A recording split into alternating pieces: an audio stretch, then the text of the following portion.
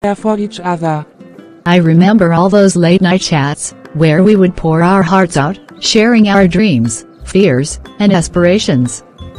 It was like having a constant support system. Yes, and what I appreciate the most is the trust we have in each other. We can be completely honest and open without fear of judgment. Our friendship has created a safe space for us to be ourselves. That's one of the many reasons why I cherish our bond, Sarah. We've celebrated each other's successes, comforted each other during tough times, and offered a shoulder to lean on. And let's not forget the laughter and joy we've shared. Our inside jokes, silly adventures, and spontaneous outings have filled our lives with happiness and unforgettable memories. Oh, the mischief we've gotten into together.